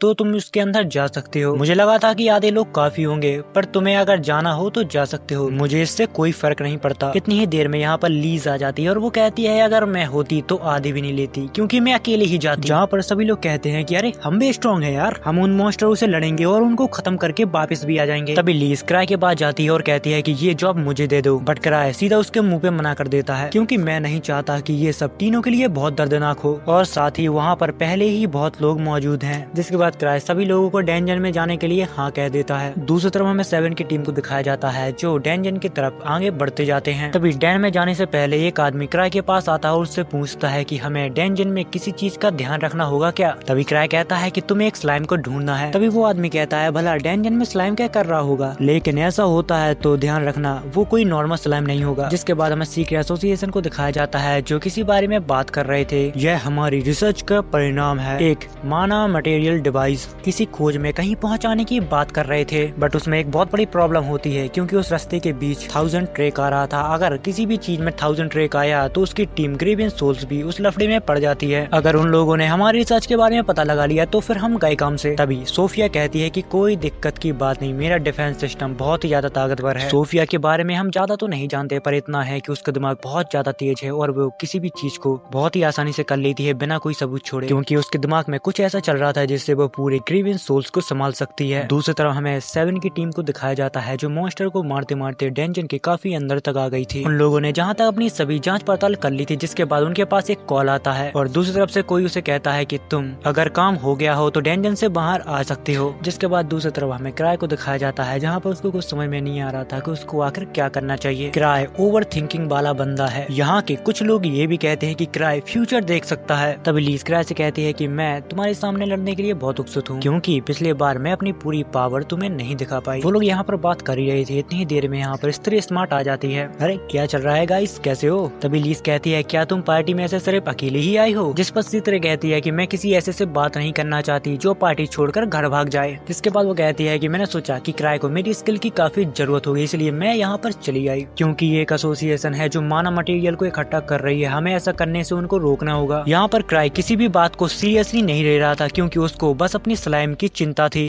C3 का स्लाइम एक ऐसा प्रोडक्ट है जो काफी इम्प्रूव हुआ है, लेकिन फिर भी ये एक फेलियर रहा। तभी वो क्राई से कहती है कि तुम मुझसे मत घबराओ, मैंने उसको ऐसा एडजस्ट किया है जैसे कि वो तुम्हारे ऊपर और मेरे ऊपर हमला नहीं करेगा, भले ही वो मटेरियम एलो कैप्सूल से बाहर निकल जाए। बट वो डायमेंशनल लॉकर से बाहर कैसे निकल गया, मुझे तो अभी भी ये समझ में नहीं आ रहा। जैसा कि मैंने पहले बताया कि वो कोई आम स्लाइम नहीं है, वो इतनी ताकत रखता है कि पूरे कैपिटल को खत्म कर सकता है। जिसके बाद सीन शिफ्ट होता है, तभी हमें 7 को दिखाया जाता है जिसके पास वही आदमी आता है जिसको क्राई ने उस स्लाइम के बारे में बताया था। जिसके बाद 7 सभी लोगों को यहाँ पर इकट्ठा करता है। यहाँ पर कभी भी किसी को एक स्लाइम दिख सकती है तो उससे थोड़ा बचकर रहना, क्योंकि क्राई ने बताया है कि वो बहुत ज्यादा खतरनाक है, इसलिए कोई भी उससे अकेले बढ़ने की कोशिश नहीं करेगा। अगर यहाँ पर किसी को स्लाइम दिखाई देती है तो वो सबसे पहले मुझे आकर बताएगा। जहाँ पर कुछ लोग कहते हैं कि नहीं नहीं नहीं, ये बिल्कुल भी नहीं हो सकता, क्योंकि स्लाइम अगर आ भी गई यहाँ पर तो वो हमारे पैरों के नीचे दब के मर जाएगी। जिस पर 7 उन्हें बताता है कि मैं किसी आम स्लाइम की बात नहीं कर रहा, उनके सामने हमारी स्वेट किसी भी काम की नहीं। यहाँ पर कुछ लोग उस स्लाइम को अलग अलग तरीके से मारने की सोचने लगते हैं। तभी 7 को गुस्सा आने लगता है और कहता है कि वो साला कंजूस आदमी कभी भी इंफॉर्मेशन को अच्छे से नहीं बताता। तभी यहाँ पर एक अजीब सा आदमी खड़ा होता है, वो कहता है अगर तुम्हें स्लाइम से इतना ज्यादा डर लग रहा है तो छोड़ दो, हम उससे निपट लेंगे अगर वो दिखाई दे तो। तभी 7 कहता है तो फिर ठीक है, बेकार में मत मनना। इतनी देर में वहाँ पर एक लड़की हाथ उठाती और कहती है क्या मैं कुछ बोल सकती हूँ? मैं एक एल्केमिस्ट हूँ और मेरा नाम तालिया है। मैं क्लैन की लेबोरेटरी में C3 के साथ थी, हम दोनों मिलकर एक रिसर्च कर रहे थे कि स्लाइम के साथ क्या क्या हो सकता है। तभी 7 कहता है तो फिर तुम उसके वीक पॉइंट के बारे में जानते होंगे। तभी वो बताती है कि मैंने और C3 ने स्लाइम को मारने के लिए एक पोस्टर बनाया था, इसका सिर्फ स्लाइम के ऊपर असर होता है और किसी भी चीज के ऊपर असर नहीं होता। अगर कोई चीज उससे जुड़ी हुई है तो वो उसको खत्म कर देता है। जिसके बाद हमें वही सीक्रेट एसोसिएशन को दिखाया जाता है। वो लोग कहते हैं कि हमारी रिसर्च बहुत पावरफुल है और लगता है कि अब समय आ चुका है, हम 100 से भी कम हंटरों का सामना कर रहे हैं और उनमें से कुछ ही लोग हैं जो ठीक ठाक पावर को होल्ड करते हैं। दूसरी तरफ 7 और उसके सारे साथियों ने पूरा डेंजन छान मारा था, पर उनको अभी तक कुछ भी नहीं मिला। तभी वही चिड़चिड़ा आदमी आता और कहता है अगर तुम बेकार ऑर्डर नहीं देते तो ये कुछ घंटों का ही काम होता, बेहतर होगा कि तुम अपने मास्टर के सामने जाकर प्रे करो, क्योंकि वो तो कभी आने का कष्ट ही नहीं करता। जिसके बाद वो आदमी जंगल की तरफ टहलने के लिए चला जाता है। उस आदमी को टहलते टहलते रात हो जाती है। वो रास्ते में चलते चलते 1000 ट्रैक को बुरा भला कहने लगता है और कहता है कि उसकी वजह से मेरा पूरा दिन खराब हो गया। इतनी ही देर में यहाँ पर उसको कुछ खतरनाक आवाज सुनाई देती है, जिसका पीछा करते करते वो एक ऐसी जगह पे पहुंच पहुंच जाता है जहाँ पर एक वॉल्फ फैंटम बंधा हुआ था। वो लोग उसके ऊपर एक्सपेरिमेंट कर रहे थे क्योंकि माना मटेरियल को इस्तेमाल करके ट्रांसफॉर्मेशन को हासिल किया जा सकता है। ऐसा करने से वो फैंटम पहले से कुछ ज्यादा ही ताकतवर हो जाते हैं। वो लोग उस वॉल्फ के अंदर एक इंजेक्शन को इंसेक्ट कर पाते इससे पहले वो हंटर उनके ऊपर हमला कर देता है। पहले हम सबको लगा था कि ये आदमी एकदम फालतू है, पर ऐसा नहीं है, ये आदमी काफी ताकतवर है। यहाँ पर वो उन दोनों ही लोगों को बहुत बुरी तरह से मारता है। तभी वो सीक्रेट सोसाइटी का आदमी कहता है कि तुम लोग यहाँ पर क्या कर रहे हो, क्या तुम्हें 1000 ट्रिक ने भेजा है? जिस पर वो आदमी जवाब देता है ऐसा कुछ भी नहीं है, ये सब मैंने किया। जिसके बाद वो आदमी हंसने लगते हो कहते हैं तो फिर यहाँ पर 1000 ट्रिक नहीं है। और फिर कुछ ही देर में वो लोग उस मॉन्स्टर के ऊपर इंसेक्ट कर देते हैं वो मैना मटेरियल, और फिर देखते ही देखते वो मॉन्स्टर एक स्लाइम का रूप ले लेता है। वो आदमी सभी लोगों के यहाँ पर सतर्क कर पाता है। इससे पहले वो स्लाइम ही जोर जोर से चीखने लगता है जिसकी आवाज काफी दूर तक जा रही थी। 7 की टीम भी इस चीज को सुन लेती है। आवाज सुनते ही सारे लोग उस तरफ भागने लगते हैं जहाँ से ये आवाज आई थी। भागते भागते वो लोग एक जंगल में पहुंच जाते हैं। तभी 7 कुछ लोगों से पूछता है कि गेन इसी साइड गया था, वो अभी तक लौट के नहीं आया। दरअसल गेन उसी आदमी का नाम होता है जो स्लाइम के पास गया था। तभी गेन भागते भागते इनके पास आता है जो बहुत ही बुरी हालत में था। वो कहता है कि मेरे पीछे मॉन्स्टर है, यहाँ से तुम लोग भाग जाओ वरना सारे लोग मारे जाएंगे। और ये वही स्लाइम है जिसके बारे में 1000 ट्रिक हमें बताना चाहता था। इतनी ही देर में वो स्लाइम इन लोगों के पास आ जाता है जिसको देखकर वो सभी लोग डर जाते हैं क्योंकि उन सभी ने आज तक इतना बड़ा स्लाइम नहीं देखा था। 7 उसके ऊपर हमला करता है पर वो समझ जाता है कि इस स्लाइम को हम ऐसे नहीं रोक सकते हैं। जिसके बाद सारे लोग उसके ऊपर मैजिक करने लगते हैं बट उसके ऊपर मैजिक को पावर का कोई भी असर नहीं हो रहा था। लगातार 7 भी उसके ऊपर हमला करता जा रहा था पर उसको जैसे कि फर्क ही नहीं पड़ता। तभी 7 को उस पोशन के बारे में याद आता है जिसको तालिया कुछ देर पहले उसको बता रही थी। 7 उसके पास से वो पोशन लेकर आता है। 7 अपने पूरा दिमाग लगा के उसके अंदर वो पोशन को इंसर्ट कर देता है। उसका पोशन यहाँ पर स्लाइम के ऊपर काम तो करता है बट 1 सेकंड के लिए। उसके बाद वो स्लाइम वापस से अपने नॉर्मल फॉर्म में आ जाती है। इतनी ही देर में यहाँ पर C3 आ जाती है। दरअसल उसको क्राई ने भेजा था क्योंकि उसको पहले ही पता था कि यहाँ पर कुछ न कुछ गड़बड़ हो सकती है। तभी C3 कहती है कि एक जबरदस्त मैजिक उस स्लाइम के आसपास घूम रहा है, इसलिए हम उस स्लाइम को कुछ भी चोट नहीं पहुंचा पा रहे हैं। वो स्लाइम इतना ज्यादा ताकतवर है कि लेवल 8 की ट्रेजर वैल्यू में भी तुम्हें उतना खतरनाक मॉन्स्टर नहीं मिलेगा। जिसके बाद C3 कुछ बड़बड़ाते हुए उस मॉन्स्टर के पास जाने लगती है। स्लाइम मॉन्स्टर उसके ऊपर अटैक करता है पर बहुत ही आसानी से वो उस अटैक को डॉच करती रहती है। इस सब को देखकर वो काफी निराश होती है क्योंकि ये सब उसका ही एक्सपेरिमेंट है जो फेल हो गया था। तभी 7 कहता है कि तुम उस मॉन्स्टर के पास ज्यादा नजदीक मत जाओ। तभी C3 कहती है कि मेरा चिंता करने के लिए शुक्रिया 7, पर मुझे कुछ नहीं होगा। तभी वो अपने बैग में से एक पोशन को निकालती है और उस स्लाइम के ऊपर फेंक देती है। तभी वो 7 से कहती है कि तुम इसके ऊपर शूट करो, जिससे उस स्लाइम का वहीं पर खात्मा हो जाता है। इतनी ही देर में सब कुछ खत्म होने के बाद यहाँ पर ग्रेक आ जाता है। तभी C3 बताती है कि वो यहाँ पर काफी देर पहले आ गए थे, उन्होंने ही मुझे लिफ्ट दी थी। जिसके बाद हमें वही सीक्रेट एसोसिएशन को दिखाया जाता है जहाँ पर वो काफी नाराज हो रहे थे कि उस C3 की वजह से हमारा पूरा मिशन फेल हो गया। इसके बारे में सोफिया ने इन सभी को पहले ही बता दिया था कि C3 हमारे पीछे पड़ी हुई है। क्या उसने हमारे ट्रांसमेग्रिफिकेशन को समझ लिया है? जिसके बाद हमें 7 को दिखाया जाता है। थोड़ी देर में उसके पास उसका टीममेट आता है। वो C3 के साथ एक छोटी सी फाइट रखना चाहता था पर उसके अंदर इतनी दम नहीं थी कि वो उससे पूछ सकता है, क्योंकि वो लड़का जानना चाहता था कि वो लड़की आखिर कितनी ताकतवर है। तभी 7 उसे जवाब देता है कि तुम उसको कमजोर समझने की भूल मत करना, वो तुम्हें बहकाएगी कि वो बिल्कुल भी ताकतवर नहीं है, पर तुम उसके ऊपर विश्वास मत करना क्योंकि इस तरह वो किसी से भी अपना काम निकलवा सकती है। और जहाँ तक मुझे पता है तो वो ग्रीवर्स के दूसरे मेंबर की तरह एक मॉन्स्टर है जो अगर बेकाबू हो जाए तो उसको कोई भी नहीं संभाल सकता। दूसरी तरफ हमें क्राई को दिखाया जाता है जिसकी गोदी में लीज बैठी हुई थी।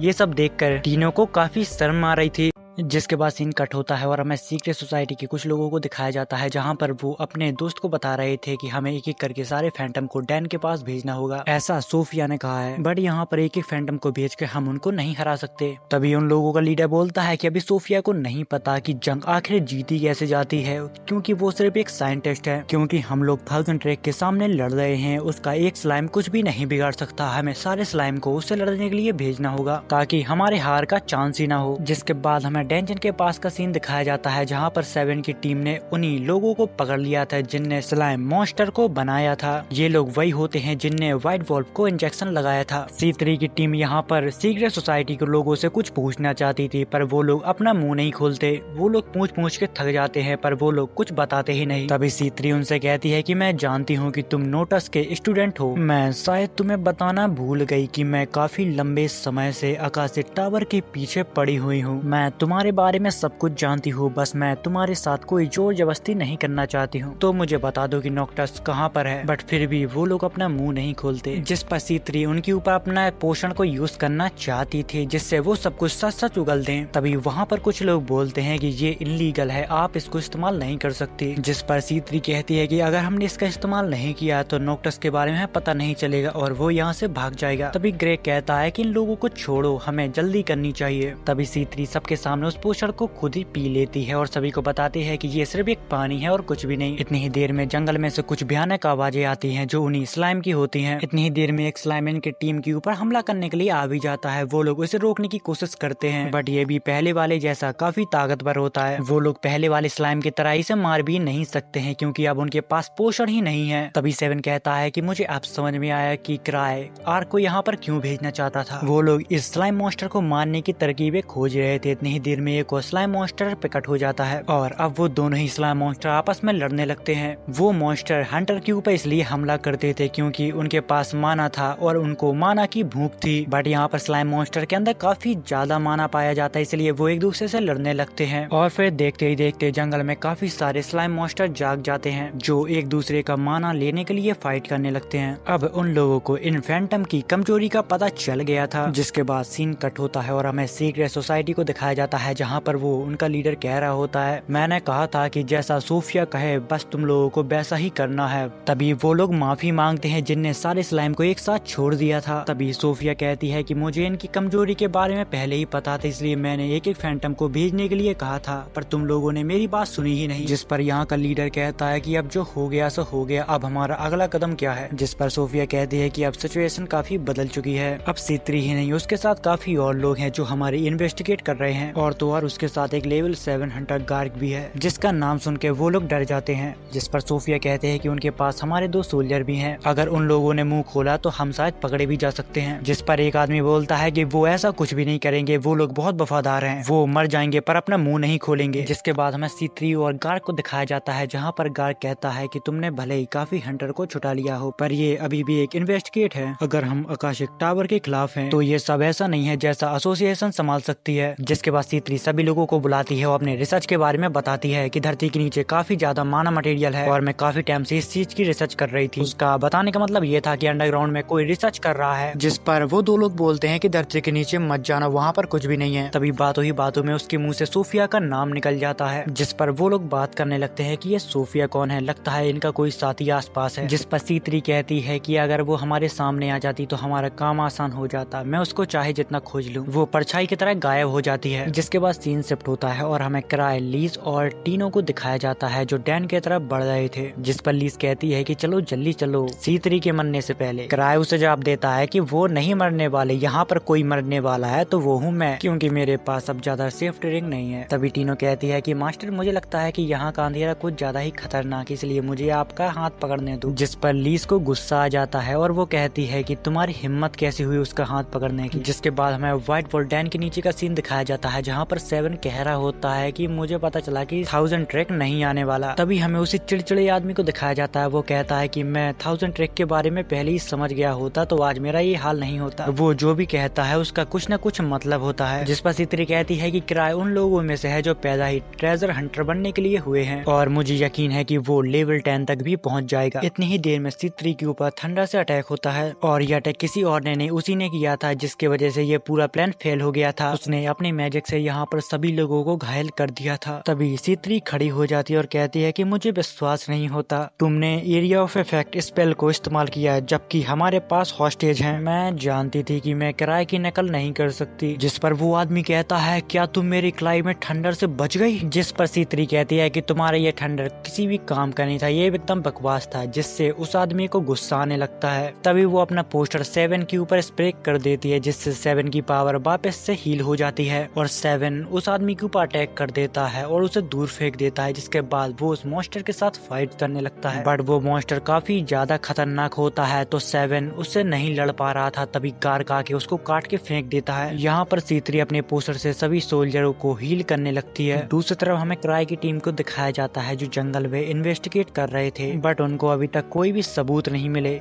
दूसरी तरफ हमें गार्ड को दिखाया जाता है जो 7 के साथ मिलकर उसी मॉन्स्टर को मार रहा था। उसको लगता था कि एक ही बार में वो मॉन्स्टर मर जाएगा, पर वो मॉन्स्टर कुछ ज्यादा ही ताकतवर निकलता है। दूसरी तरफ सीक्रेट सोसाइटी अल्टीमेट वेपन को अपने मैदान में उतार देती है लड़ने के लिए। ग्रेग उसके साथ फाइट करता है, पर उसको फाइट करने में उस मॉन्स्टर से काफी ज्यादा दिक्कत हो रही थी। तभी दूसरी तरफ 7 भी फाइट के बीच घायल हो जाता है। उन सभी को लड़ने में यहाँ पर बहुत ज्यादा दिक्कत हो रही थी। इतनी ही देर में यहाँ पर लीज आ जाती है। आते ही वो काफी सारे मॉन्स्टरों को ढेर कर देती है। दूसरी तरफ हमें क्राई और टीनो को दिखाया जाता है जो अभी भी जंगल में भटक रहे थे। क्राई ने लीज को यहाँ से भेज दिया था डैन के पास ताकि वो उन सभी की मदद कर पाए। तभी टीनो को जंगल में आसपास किसी की प्रेजेंस महसूस हो रही थी, बट क्राई को यहाँ पर कुछ पता ही नहीं चलता। और ये वही सीक्रेट सोसाइटी के लोग होते हैं जो यहाँ पर छुपकर उनको देख रहे थे। तभी क्राई कहता है कि टीनो, क्या तुम इन्हें इग्नोर नहीं कर सकती? क्राई को लग रहा था कि ये तो आम बात है, जंगल में जानवर तो होते ही हैं। अगर यहाँ पर कुछ है तो तुम्हें उनके घर को ढूंढना होगा और उनसे माफी भी मांगनी होगी। तभी हमें पता चलता है कि क्राई बातों ही बातों में उसको कुछ बताना चाहता है, बट यहाँ पर उन लोगों को कुछ समझ में नहीं आ रहा था कि आखिर 1000 ट्रेक करना क्या चाहता है। जिसके बाद क्राई सारा काम टीनो को सौंप देता है। तभी हमें दूसरी तरफ दिखाया जाता है कि वो सभी लोग मिलकर उस नए मॉन्स्टर के ऊपर अटैक करते रहते हैं, पर उसको जैसे फर्क ही नहीं पड़ता। बट यहाँ पर लीज पक्षियों को मारने में कुछ ज्यादा ही बिजी होती है। जिसके बाद वो जाकर उस नए मॉन्स्टर के ऊपर अटैक करने लगती है, जहाँ पर उस टैंक को लीज के साथ लड़ने में काफी ज्यादा दिक्कत हो रही थी। मौके को देखकर 7 और ग्रेग भी उसका साथ देने लगते हैं। इतना सब होने के बाद उस मॉन्स्टर को जरा सी भी चोट नहीं लगती। लीज यहाँ पर उसके ऊपर हमला कर पाती है, इससे पहले वो मॉन्स्टर उसके ऊपर अटैक कर देता है, जिस वजह से उसको थोड़ी सी चोट लग जाती है। तभी उसके ऊपर वो टैंक लेजर फेंकने लगता है और लीज उससे बच के भागने लगती है, जहाँ पर एक बार फिर से वो सभी लोग मिलकर उस टैंक के ऊपर अटैक करते हैं, बट इस बार भी वो उसे मारने में नाकामयाब रहते हैं। इतनी ही देर में वहाँ पर क्राई आ जाता है और वो कहता है कि तुम लोग क्या कर रहे हो? तभी लीज उससे कहती है कि मैं चाहती थी कि तुम्हारे आने से पहले मैं इस काम को खत्म कर दूं, बट ये बंदा काफी ताकतवर है। जिस पे क्राई कहता है कि हाँ तुम सही कह रही हो। तभी वो टैंक क्राई को देखकर क्राई को मारने के लिए आगे बढ़ने लगता है, जिसको देखकर टीनो डर जाती है। वो टैंक पूरी ताकत के साथ क्राई के ऊपर हमला करता है, पर उसके बदले वो ही दूर फेंक जाता है। जिस पर लीज कहती है कि ये तो कमाल था, और टीनो से कहती है कि तुम क्या उससे इतना ज्यादा चिपक रही हो, दूर हटो उससे। जिस पर क्राई कहता है कि सॉरी, इतना ज्यादा अंधेरा था कि मैंने कुछ भी नहीं देखा। और फिर देखते ही देखते सुबह हो जाती, जहाँ पर ग्रे को 7 बात कर रहे थे। वैसे अभी देखा जाए तो क्राई क्या कर रहा था, क्या उसके रैलिक की वजह से ये सब था? क्योंकि अभी तक उन लोगों को पल्ले नहीं पड़ा कि आखिर क्राई ने कैसे उस मॉन्स्टर को हरा दिया। जिसके बाद सीन कट होता है और हमें क्राई और C3 को दिखाया जाता है, जहाँ पर क्राई C3 से कहता है कि तुमने कहा था कि तुम्हारा वहाँ पे एक नेमेसिस है, यानी कि आकाशिक टावर, क्या मैं उसमें तुम्हारी कुछ मदद कर सकता हूँ? जिस पर C3 हाँ में जवाब देती है। तभी हमें उन बदमाशों को दिखाया जाता है जो कह रहे होते हैं कि सोफिया ने 1000 ट्रेक के क्लैन में इन्फिल्ट्रेट कर लिया, वो भी बिना किसी शक के। पर वो लोग इतनी भी ज्यादा भोले नहीं है, उनने हमारे बेस की एग्जिट को जाना, पर फिर भी उन लोगों ने उसको इग्नोर कर दिया। ये 1000 ट्रेक आखिर चाहता क्या है, हम अभी तक इसको नहीं समझ पाए। ऐसा ही उसने जंगल में किया कि उसको पता चल गया था कि हम उनका पीछा कर रहे हैं, पर फिर भी उसने हमको इग्नोर कर दिया। मैं बिल्कुल समझ नहीं पा रहा कि उसका इंटेंशन क्या है। दूसरी तरफ हमें सोफिया को दिखाया जाता है जो C3 और उसके स्लाइम के बारे में कुछ बात कर रही थी। दूसरी तरफ हमें मैजर को दिखाया जाता है जो क्राई के ऊपर काफी नाराज हो रहा था और उससे कहता है अब तुम मुझसे ये मत कहना कि तुम्हें कुछ भी नहीं पता।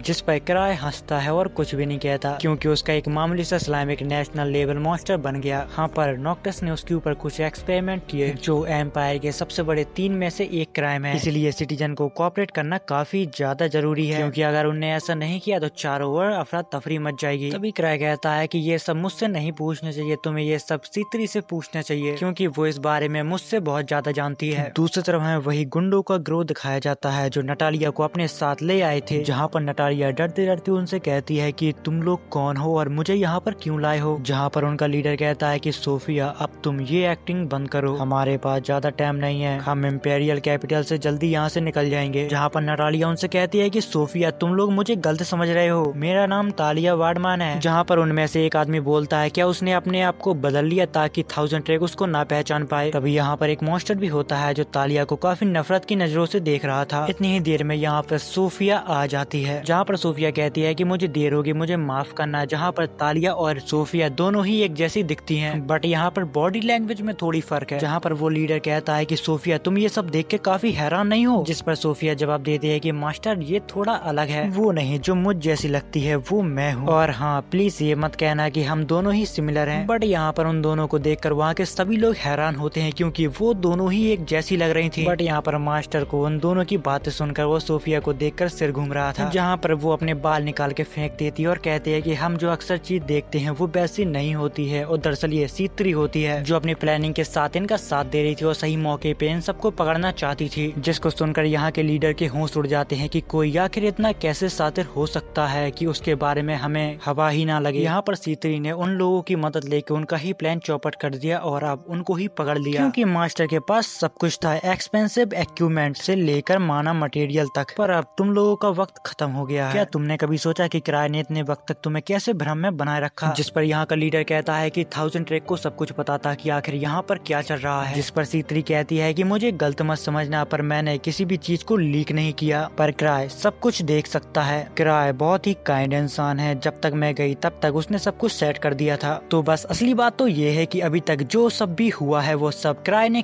करवाया था, क्योंकि जब किराया आया था तब C3 ने उस टैंक को जंप करवा दिया था। जिसके बाद C3 उस सोसाइटी के लीडर से हाथ मिला लेती है और कहती है मैं अपनी रिसर्च को पूरा करना चाहती हूँ। जिस पर वो लीडर कहता है कि तुम जो करना चाहती हो तुम वो कर सकती हो, हमें इससे कोई भी प्रॉब्लम नहीं है, क्योंकि उसके उल्टे सीधे एक्सपेरिमेंट पे लोग उसके ऊपर सस्पेक्ट करते रहते हैं। तभी C3 उसे बताते हैं कि ये मेरे पुराने फेलियर का नतीजा है। जिसकी बात सुनकर यहाँ पर तालियां रोने लगती है, जहाँ पर C3 उससे कहते हैं कि तुम्हारे बालों आंखें बहुत ज्यादा खूबसूरत है, इसीलिए मैंने सोचा कि तुम्हारे ऐसा होना काफी अच्छा है। यहाँ पर C3 के दिमाग में कुछ ज्यादा ही खतरनाक प्लान चल रहा था। तभी वो एक स्लाइम को बाहर निकालती है और कहती है कि ये सराउंडिंग माना मटेरियल को, मैजिक और ताकत को सभी को एब्जॉर्ब कर लेती है, और माना मटेरियल को खाकर ये स्लाइम अपना बहुत बड़ा रूप ले लेती है। पर इस बात से यहाँ का जो मास्टर है वो काफी ज्यादा डरा हुआ था, क्योंकि वो स्लाइम दुनिया की सभी चीजों को खा सकता था। C3 अपने स्लाइम को टेस्ट करना चाहती थी। इतनी ही देर में यहाँ पर स्मोक होने लगता है। स्मोक होते ही यहाँ का लीडर यहाँ से भागने लगता है। उसके सोल्जर उसका कवर देते हैं, बट वो यहाँ से निकल पाता है इससे पहले एक आदमी उसको रोक लेता है। वो आदमी काफी अजीब था, तो C3 का एक्सपेरिमेंट भी हो सकता है। तभी C3 कहती है कि ग्रीवर्स में मेरे जैसे कमजोर आदमी के लिए मुझे जल्दी से ताकत चाहिए थी। इसी के साथ मेरे गोलेम को टाइम और रिसोर्सेस की काफी ज्यादा जरूरत थी, तो मैंने सोचा कि इसके लिए तुम कैसे रहोगे। जिसके बाद C3 अपना ग्रीवर्स वाला मास्क पहनती है और इस सोसाइटी के लीडर को खत्म करवा देती है। जिसके बाद सीन कट होता है और अगले सीन में हमें किराए और C3 को दिखाया जाता है, जहाँ पर C3 उसे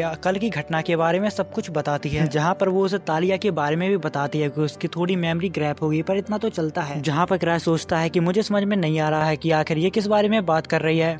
जिसके बाद सीन कट होता है और हमें ग्रेग को दिखाया जाता है, जो किराए को 1 मिनट के लिए अपने पास बुलाता है, जहाँ पर वो उसे क्रैशिंग लाइटिंग के बारे में बताता है, जो अभी एम्पेरियर कैपिटल आया है और नोल्ड हेल का दूसरा नाम है। वो लेवल 7 हंटर है, बट किराए को उसके बारे में कुछ भी पता नहीं होता। जहाँ पर वो जवाब देता है कि मुझे उसमें कोई भी इंटरेस्ट नहीं है। जहाँ पर मैनेजर कहता है तुम सच में बिंदास हो यार, उसने थंडर ड्रैगन को मारा है, वो एक थंडर स्लेयर है। जहाँ पर किराए उससे कहता है अगर तुम ये कह रहे हो तो मैं भी एक ड्रैगन स्लेयर हूँ। किराए की बात सुनकर मैनेजर हंसने लगता है और कहता है कम से कम कोई भी प्रॉब्लम क्रिएट मत करना प्लीज। तभी किराए की पीठ में वो उसको एक धप्पी देता है, जिससे उसका एक रेलिक टूट जाता है। मतलब कि किराए के लिए वो सब इतना ज्यादा ताकतवर था कि उसकी जान भी जा सकती थी। जहाँ पर किराए कहता है कि अभी तो मैं मर जाता, पर जिंदगी को छोड़ना बहुत मुश्किल है। जिसके बाद हमें ज़ेब्रूदिया ऑक्शन को दिखाया जाता है, जो एक नेशनल इवेंट है जो हर साल होता है। यहाँ पर ज्यादातर आइटम जो डिस्प्ले में है वो सारे ही रेलिक हैं। ज़ेब्रूदिया में इस वक्त जो रेलिक आते हैं उनकी क्वालिटी और क्वांटिटी एक्सपेक्टेशनल होती है। जहाँ पर इस ऑक्शन के बारे में किराए को याद आता है, वो भी इस ऑक्शन में पार्टिसिपेट करना चाहता था, पर वो इस बारे में भूल गया था क्योंकि उसके पास पैसे नहीं थे। तभी वो C3 से उधार लेने की सोचता है। तभी उसको याद आता है कि पहले भी C3 से पैसे लिए थे, वो पैसे अभी तक उसने लौटाए नहीं। इतनी ही देर में उसके पास एक लड़की आती है और वो कहती है कि मैं हमेशा रिसेप्शन डेस्क पर रहती हूँ। तभी उसको याद आता है कि अरे हाँ, वो तो ग्रेग के नीचे है। जहाँ पर वो लड़की कहती है कि अंकल काफी खुश दिख रहे थे, उनके साथ कुछ हुआ है क्या? किराए उसे बताता है इतना तो मुझे नहीं पता, वो शायद ड्रैगन स्लेयर के बारे में बात कर रहे थे। जिस पर वो लड़की खुश हो जाती है और कहती है कि वो आर्नोल्ड है, फीलिंग फ्रॉग का। इतनी ही देर में यहाँ पर C3 आ जाती है, जिसके बाद वो C3 यहाँ से चले जाते हैं। वो लोग एवा के पास पहुँचते हैं और उसको एक नया जानवर दिखाते हैं, जिसे C3 ने अपने एक्सपेरिमेंट से बनाया था। और ये एनिमल वही होता है जो कुछ देर पहले फाइट में हमें जंग के मैदान में देखे थे। C3 ने अपने एक्सपेरिमेंट से उसको काफी छोटा कर दिया। जैसे ही वो एनिमल क्राई के नजदीक आता है तो क्राई उसको अपने हाथ में ले लेता है और थोड़ी देर बाद एक एक करके उसके सारे रेलिक टूटने लगते हैं। वो जब अपने रेलिक को देखता है तो उसके सारे ही रेलिक टूट चुके थे। अब उसके पास सिर्फ एक ही लाइफ बची थी। वो तो सही टाइम पे C3 ने एनिमल को वापस ले लिया था। तभी क्राई सोचने लगता है कि तुमने कहा था कि ये मुझे कोई भी नुकसान नहीं पहुंचाएगा, तो फिर ये सब क्या है, या तो फिर इसका मतलब ये है कि ये सिर्फ मेरे साथ खेल रहा था या फिर ये मुझे नुकसान पहुंचाना चाहता है, इसलिए इस तरीके से इसको अपने पास रखना खतरनाक होगा। ये जानवर तो मुझे खेल खेल में मार ही देगा, इसलिए पहले मुझे अपने रेलिक के माना को चार्ज करना होगा। तभी वो C3 से पूछने लगता है, क्या तुम्हें पता है कि लूसिया कब वापस आएगी? जिस पर वो कहती है कि मुझे लगता है कि उसको थोड़ा समय और लगेगा। जिसके बाद C3 क्राई की मसाज करने लगती है, बट वो यहाँ पर कुछ ज्यादा ही खतरनाक तरीके से उसको मसाज दे रही थी। कुछ देर बाद उनको स्टारलाइट के 2 मेंबर मिलते हैं, जहाँ पर उनका नाम लैपिस और क्रिश होता है। तभी उनमें से एक लड़की कहती है कि ऐसे क्या देख रहे हो कमजोर इंसान, लैपिस वहाँ पर खड़ी हुई है और तुमने अभी तक उसको हेलो भी नहीं किया। स्टारलाइट पार्टी अभी अभी इस किंगडम में आई है, इसलिए वो नहीं जानती कि क्राई आखिर कौन है। तभी लैपिस कहती है कि भले ही वो भी एक बेवकूफ इंसान हो, पर वो इस क्लैन का लीडर है। जिस पर क्रिश कहती है कि सोचना मुश्किल है कि ये आदमी लूसिया का बड़ा भाई है, ये बिल्कुल असंभव लगता है। जहाँ पर हमें पता चलता है कि स्टारलाइट एक रियर पार्टी है जो नोबल स्पेंट नाम के सब रेस से बनी हुई है। ये लोग अपनी लंबी उम्र और बेहतर मैजिक स्किल के नाम से जाने जाते हैं। इतनी ही देर में मेरिटा जो 7 की टीम की एक मेंबर होती है, वो क्राई की रेलिक चार्ज करने के लिए आगे आती है। हालांकि उसको इतना अच्छा चार्ज करना तो नहीं आता, पर वो इसको एक बार ट्राई करना चाहती है। मेरिटा यहाँ पर अपनी पूरी कोशिश करके 1-2 रेलिकों को चार्ज करती है, पर उसके बाद वो यहाँ पर बेहोश हो जाती है, क्योंकि रेलिक को चार्ज करने में काफी ज्यादा माना लगता है। जिसके बाद C3 उन सभी को यहाँ पर कुछ ज्यादा ही मोटिवेट कर देती है, जिसके बाद सभी लोग माना को लगा के रेलिक को चार्ज करने लगते हैं। दूसरी तरफ हमें आर को दिखाया जाता है जो नोबल के साथ पार्टी कर रहा था। इतनी ही देर में वहाँ पर लेडी क्लियर आ जाती है। दूसरी तरफ हमें क्राई, टीनो और C3 को दिखाया जाता है जो लीज के रूम में बैठकर उसके इंतजार कर रहे थे। तभी C3 टीनो के पास जाती है और उससे कहती है, क्या तुम्हारी बहन ने तुम्हारे साथ कुछ ज्यादा ही बुरा सलूक किया है? बट यहाँ पर टीनो को C3 की बातों से काफी डर लग रहा था, जिस पर वो मास्टर कहने लगती है। तभी क्राई C3 से कहता है कि तुम उसको छोड़ दो, तुम उसके साथ ऐसा मजाक मत करो। बट यहाँ पर लीज को पता नहीं होता कि वो सभी लोग उसके रूम में उसका इंतजार कर रहे हैं, जिस वजह से वो बिना ही क्लॉथ की बाहर आ जाती है। तभी क्राई भी उसको देख लेता है। तभी C3 फटाक से क्राई की आंखों को बंद कर देती है और कहती है कि तुम अंदर जाओ, तुम ऐसे कभी भी बाहर मत आया करो। यहाँ पर टीनो उसको टॉवल देने की कोशिश करती है, पर यहाँ पर हमें पता चलता है कि लीज ने ये सब जानबूझ के किया था। तभी लीज क्राई से कहती है कि तुम्हें कुछ चाहिए है क्या? तभी क्राई कहता है कि मैं सोच रहा था कि C3 अगर सेफ लौट आई तो हम उसके साथ सेलिब्रेट करेंगे। तब इस बात से लीज खुश हो जाती है और क्राई को झप्पी देना चाहती है, पर C3 ऐसा होने नहीं देती,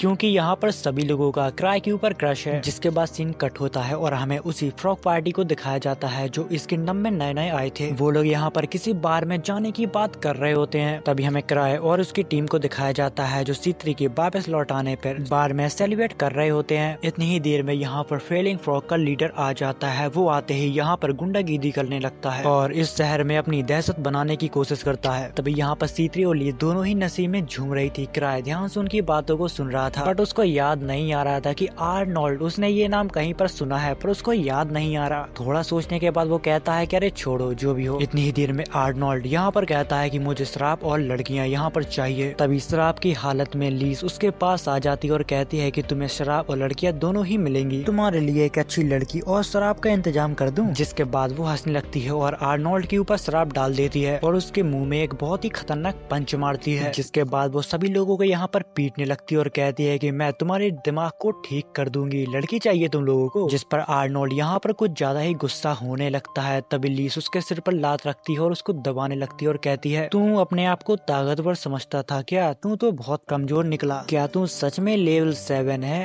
इतना कहने के बाद वो उसका मजाक उड़ाने लगती है। ये सब देख के यहाँ के लोग काफी खुश होने लगते हैं। जिसके बाद हमें 3 साल पहले का सीन दिखाया जाता है जहाँ पर लियोक एक लड़की को तलवार चलाना सिखा रहा था। उसी के साथ वो उसे ये भी बता रहा था कि मैं दुनिया का सबसे खतरनाक स्वॉर्डमैन हूँ। लियोक हमेशा लकड़ी के तलवार को इस्तेमाल करता है, फिर भी कोई भी उसका सामना नहीं कर पाता। जिसके बाद वो लड़की हंटर बनने के एग्जाम में फेल हो जाती है। अब वो एसोसिएशन में सभी हंटर के ऊपर नजर रखती है और ये वही लड़की होती है जो कुछ समय पहले क्राई के पास आई थी, जो रिसेप्शनिस्ट का काम करती है। जिसके बाद हमें क्राई को दिखाया जाता है जो आर्नोल्ड के बारे में सोच रहा था और कहता है कि तभी तो मुझे लग रहा था कि ये नाम मैंने कहीं न कहीं तो सुना है। जिसके बाद हमें आर्नोल्ड की टीम को दिखाया जाता है जो कह रहे होते हैं कि उस औरत को छोड़ो, वो माफी के लायक नहीं है। जिस पर आर्नोल्ड कहता है कि जो भी हो, पर वो काफी स्ट्रॉन्ग है और हम इसको ऐसे खत्म नहीं होने दे सकते। जहाँ पर आर्नोल्ड और उसकी टीम को लीज से अपना बदला लेना था। जिसके बाद वो लोग हंटर एसोसिएशन में लीज की कंप्लेंट करने के लिए चले जाते हैं, बट यहाँ के रिसेप्शनिस्ट उनकी कंप्लेंट को रिजेक्ट कर देती है और कहती है कि बार में तुम तुम लोगों ने पहले झगड़ा शुरू किया था। तभी आर्नोल्ड उससे कहता है कि ठीक है, पर मुझे उस लड़की का नाम चाहिए। तभी यहाँ पर ग्रेक आ जाता है और वो कहता है कि उसका नाम लीज स्मार्ट है और मैंने सुना कि तुम्हारे आते ही तुमने काफी मुसीबत खड़ी कर दी थी। चलो इस बात को जाने दो, मैंने उसके गार्डियन को वार्न किया था कि वो ऐसा दोबारा ना करे, पर शायद अब मुझे लगता है कि वो गार्डियन उसको बताना ही भूल गया क्योंकि वो एक नंबर का भुलक्कड़ है। यहाँ पर गार्ड क्राई के बारे में बात कर रहा था। गार्ड उनको बताता है कि क्राई एक लेवल 8 का हंटर है। लेवल 8 का सुनते ही उन सभी लोगों की हवा टाइट हो जाती है। अगर तुम प्रॉमिस करो कि तुम लोग ऐसा फिर दोबारा नहीं करोगे तो क्राई शायद तुम्हें छोड़ देगा। इस बात से टीम के लीडर आर्नोल्ड को काफी ज्यादा गुस्सा आता है, जिस पर ग्रेग कहता है कि इस बात को एक्सेप्ट करना या ना करना वो तुम्हारे ऊपर है। इतना कहने के बाद वो यहाँ से चला जाता है। थोड़ी देर बाद यहाँ पर आर्नोल्ड कहता है कि सब लोग रेडी हो जाओ, हमारा अपोनेंट 1000 ट्रैक है। दूसरी तरफ हमें आर्नोल्ड की पार्टी को दिखाया जाता है जो क्राई से लड़ने के लिए काफी सारी जानकारी को इकट्ठा कर रहे थे, जहाँ पर लोग उन्हें बताते हैं कि मैं तो ये समझता हूँ कि 1000 ट्रैक फ्यूचर देख सकता है, और जहाँ पर कुछ लोग बताते हैं कि मैंने तो ये भी सुना है कि वो बिना किसी की मदद से अकेला ही लेवल 8 तक पहुँचा है। और ये सब होते हुए टीनो भी देख लेती है। तभी वो बीच में आती है और कहती है कि मेरे मास्टर एक देवता है। जिसके बाद आर्नोल्ड की टीम थक हार कर वापस से अपने घर लौट आती है, जहाँ पर वो कहते हैं कि यहाँ के किसी भी इंसान से पूछो तो वो क्राई के बारे में एक अपनी अलग ही राय बताता है। वैसे भी वो एक मिस्ट्री आदमी है और हाल फिलहाल में वो मिशन में बहुत ही कम ही शामिल होता है और सब कुछ अपने दोस्तों के ऊपर छोड़ देता है। और यहाँ के लोगों का कहना तो ये था कि उसने एक जायंट गोलेम को अपनी वेल पावर से ही उड़ा दिया था, जिस पर आर्नोल्ड कहता है कि सब बकवास है, वो लोग सच्चाई को नहीं जानते इसलिए कहानियां बना देते हैं, या फिर वो कभी भी ऐसे आदमी को नहीं मिला जो उसकी एबिलिटी और पावर को मैच करता हो, इसलिए हमेशा सब कुछ वो अपने दोस्तों के ऊपर छोड़ देता है। अगर ऐसा नहीं हुआ तो वो एक कमजोर इंसान है, पर वो मुझे नहीं हरा सकता जो अपनी पावर और मेहनत से लेवल 7 तक पहुंचा हो। जिसके बाद आर्नोल्ड क्राई के साथ फाइट करने का सोचने लगता है। जिसके बाद हमें क्राई को दिखाया जाता है जो अपने बालकनी में बढ़िया हवा ले रहा था। इतनी ही देर में वहाँ पर टीनो आती है और वो कहती है, मास्टर जब मैंने आसमान की तरफ देखा तब मुझे आपका चेहरा दिखाई दिया और आप वहाँ पर मुस्कुरा रहे थे। जिस पर क्राई कहता है क्योंकि तुम मुझे नीचे से देख रही थी। जहाँ पर क्राई टीनो को बताता है कि मेरे ऊपर 1 करोड़ का कर्जा है और मेरे पास चुकाने का कोई भी रास्ता नहीं है, और ये कर्जा मैंने C3 से लिया था। इसीलिए उसने कहा था कि अगर उसे उसका कर्जा क्लियर करना हो तो उसको C3 से शादी करनी पड़ेगी। शादी का नाम सुनते ही टीनो को यहाँ पर बहुत ही खतरनाक एक झटका लगता है। शादी ये तुम नहीं कर सकते, मैं इस तरह अपने मास्टर को किसी और के लिए नहीं छोड़ सकती।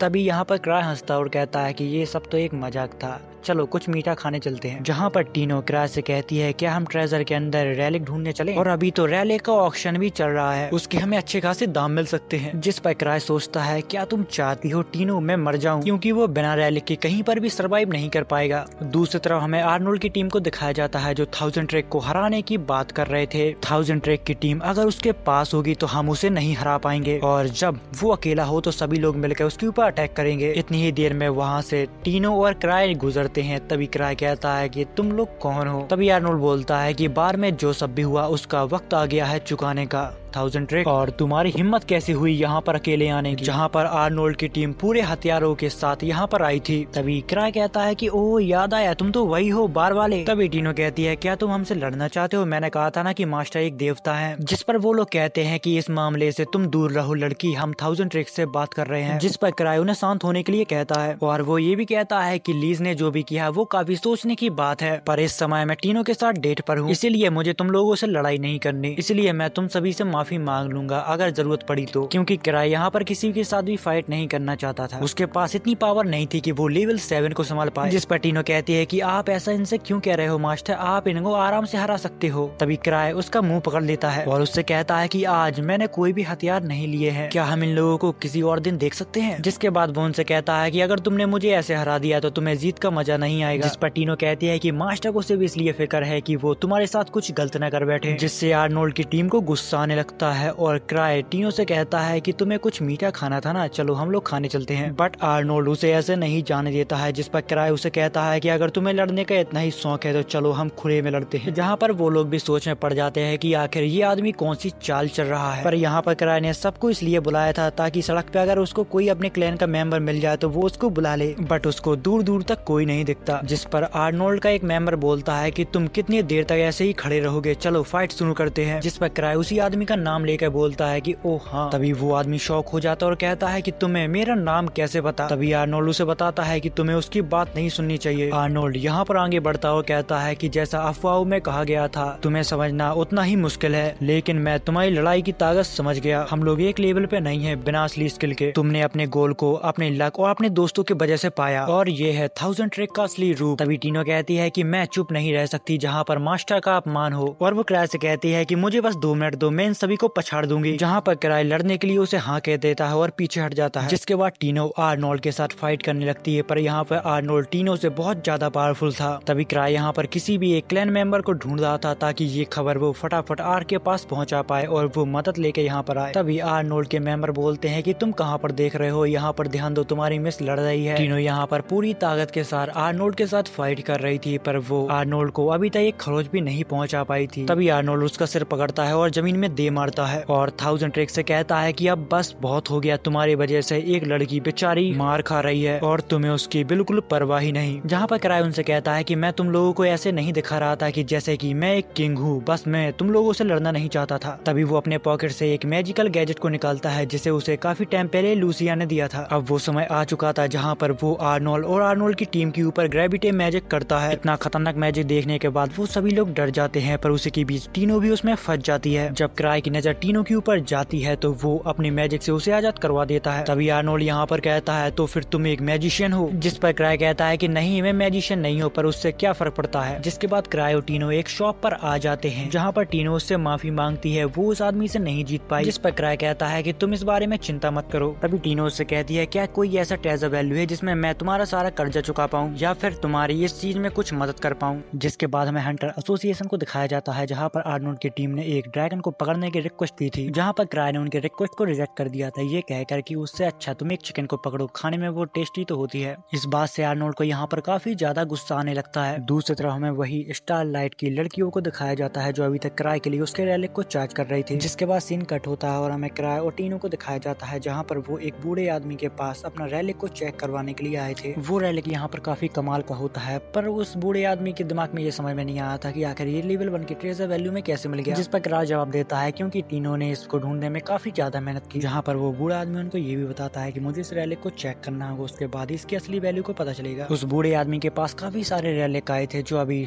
ऑक्शन में जाने वाले थे, जिसको देखने के लिए क्राई उन बूढ़े आदमी से रिक्वेस्ट करने लगता है। थोड़ी देर रिक्वेस्ट करने के बाद वो बूढ़ा आदमी उसे रैलिक देखने के लिए हाँ कह देता है। जिसके बाद वो बूढ़ा आदमी टीनो के साथ काफी सारी बातें करता है क्योंकि उसे देखकर उसे अपनी पोती की याद आती है। दूसरी तरफ क्राई सभी रैलिकों को देख रहा था, तभी उसको एक मार्क्स मिलता है। उसको लगता है कि उसके पास एक पहले मार्क्स था जिससे वो अपना रूप बदल लिया करता था, वैसा ही शायद ये भी काम करता हो, इसलिए वो इसको खरीदना चाहता था। जिसके बाद वो उस बूढ़े आदमी से कहता है कि जिसने ये तुम्हें मार्क्स दिया है मैं उस आदमी से डायरेक्ट डील करना चाहता हूँ। जिसके बाद सीन शिफ्ट होता है और वो दोनों गार्डन में बैठे होते हैं। वो उन्हीं का इंतजार कर रहे थे जिसका वो मार्क्स है। क्राई के पास उसे खरीदने के पैसे नहीं है, फिर भी वो उस मार्क्स को लेना चाहता है। अब यहाँ पर वो भी सोच में था कि आखिर मैं किससे कर्जा लूं, क्योंकि C3 से तो वो पहले ही कर्जा लेके बैठा है, लीस उसे कर्जा नहीं देगी। वो ये सोचते सोचते बस टहल ही रहा था, इतनी देर में उसको आर्क दिखता है। तभी हमें उस लड़की को भी दिखाया जाता है जो कुछ समय पहले हमें एक एपिसोड में दिखी थी, जिसका नाम क्या था वो तो मुझे याद नहीं। वो लड़की यहाँ पर आर्क के ऑफिस को देखने आई थी। तभी उस लड़की की नजर यहाँ पर क्राई और टीनो पर जाती है, जहाँ पर उसको लगता है कि कुछ लोग बस उसको देख रहे हैं। जिस पर वो कहती है कि ऐसे क्या देख रहे हो, चलो निकलो यहाँ से। इस पर टीनो यहाँ पर उसके ऊपर गुस्सा होने लगती है। तभी आर्क क्राई को उस लड़की से इंट्रोड्यूस करवाता है और कहता है कि इसका नाम क्लेयर है, और वो उस लड़की को भी बताता है कि ये हमारे क्लैन का मास्टर है। जिस पर क्लेयर कहती है कि तुम हो 1000 ट्रैक, मेरे पापा अक्सर तुम्हारे बारे में बात करते हैं, दिखने में तुम काफी वीक लगती हो, पर मुझे तुम्हारे लेवल के ऊपर विश्वास नहीं होता है कि तुम्हारे लेवल 8 है, वो आर्क से ज्यादा कैसे है। मुझे लगता है कि हंटर एसोसिएशन काफी गिर गई है। बट इस बात से क्राई को बिल्कुल भी बुरा नहीं लगता, वो बस हंस रहा था। जिस पर वो लड़की कहती है कि तुम्हारी कोई सेल्फ रिस्पेक्ट नहीं है क्या। जिस पर क्राई उसे जवाब देता है कि तुम्हारी परवरिश अच्छी नहीं हुई है और उसी के साथ तुम में तमीज की भी काफी कमी है। जिसकी बात सुनकर क्लियर यहाँ पर काफी सोच में पड़ जाती है। जिसके बाद सीन शिफ्ट होता है जहाँ पर क्राई आर्क से कहता है कि तुम बिल्कुल सही वक्त पे आए हो, क्या तुम्हारे पास पैसे हैं। तभी आर्क उसकी बातों पे हंसने लगता है और कहता है कि मैं तुम्हें अब उधार नहीं देने वाला, तुम्हें जरूर कोई नया रैलिक पसंद आ गया होगा और तुम उसे खरीदना चाहते होगे, मुझे पता है। यहाँ पर सभी लोग क्राई की बातों को सुन लेते हैं और उनको लगता है कि कोई नया रैलिक क्राई को पसंद आया है और लगता है कि वो बहुत ज्यादा ताकतवर है। और ये खबर बहुत ही जल्दी पूरे किंगडम में फैल जाती है कि क्राई को एक रैलिक पसंद आया और लगता है कि वो रैलिक बहुत ज्यादा ताकतवर है। बट यहाँ पर आर्क उसको पैसे तो नहीं देता। जिसके बाद क्राई C3 के पास चला जाता है और C3 उससे कहती है कि मैंने काफी सारे मटेरियल को बेच के काफी सारे पैसे इकट्ठे कर लिए हैं, चिंता मत करो, हम उस रैलिक को ले लेंगे। जिसके बाद सीन कट होता है और हमें उस रैलिक के ओनर को दिखाया जाता है जो आर्नोल्ड होता है। इसको देखकर क्राइव काफी हैरान होता है कि उस मार्क्स का इसको ही निकलना था ओनर। तभी आर्नोल्ड टीम का एक मेंबर बोलता है कि वो मार्क्स काफी ज्यादा रियल है, वो हम अपने देश से लाए थे। तभी आर्नोल्ड उनको बताता है कि हमें तो अभी ये भी नहीं पता कि आखिर इस मार्क्स का क्या उपयोग है। अगर 1000 ट्रैक इसे खरीदना चाहता है तो उसमें कुछ न कुछ तो खास बात होगी, बता मुझे इस चीज का आखिर उपयोग क्या है। बट क्राई यहाँ पर उसको बताने से मना कर देता है और उससे ये कहता है कि मेरी मानो तो ये चीज काफी खतरनाक है और इसको इस्तेमाल करते ही तुम्हारे ऊपर देश का कानून लग जाएगा। जिस पर आर्नोल्ड सोचता है कि क्राई जानबूझकर ये मार्क्स मेरे पास छोड़ना चाहता है, क्या पता ये मार्क्स वाकई काफी खतरनाक हो। जिसके बाद आर्नोल्ड यहाँ पर समझ जाता है और वो कहता है कि इसकी कीमत 10 मिलियन गिल्ड कॉइन है, तुम अगर लेना चाहते हो तो ले सकते हो। तभी सीत्री उसके सामने बहुत सारे कॉइन को रख देती है और कहती है कि तो फिर ठीक है,